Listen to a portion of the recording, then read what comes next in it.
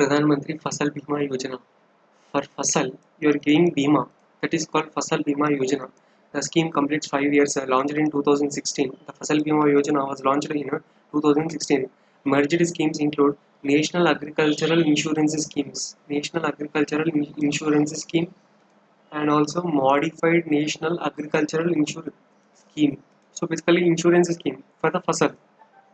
So it merged the National Agricultural Insurance Scheme and Modified National Agricultural Insurance Scheme. It aims to reduce the premium burden on farmers and ensure early settlement of crop insurance, early settlement of crop assurance claim for the full insured sum. The scheme covers all food and oil seed crops.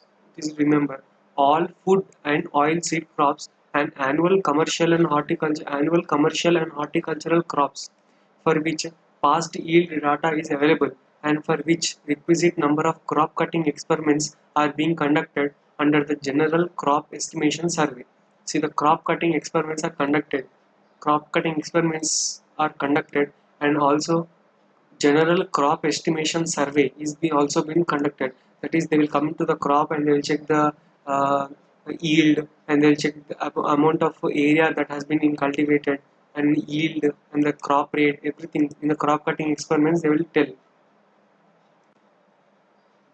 So, under Pradhan Mantri Fasal Bima Yojana to Pradhan Mantri Fasal Bima Yojana 2.0, see, this is complete voluntarily. It has been decided to make enrollment 100% voluntary for all the farmers from 2020 Kharif, limited to central subsidy. The cabinet had decided to cap the center's premium subsidy under these schemes for premium rates up to 30% for unirrigated areas or crops and 25% for irrigated areas or crops.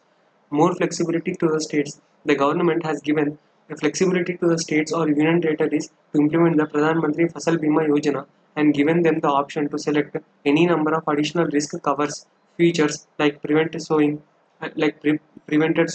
localized calamity, mid-season adversary, and post-harvest losses.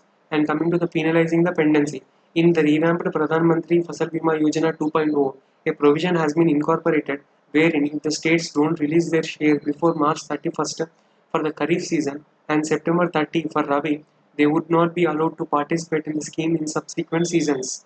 That is, the provision has been incorporated if the states don't release their share before 31st March for the Kharif season and September 30 for Rabi season, they would not be allowed to participate in the season for subsequent seasons.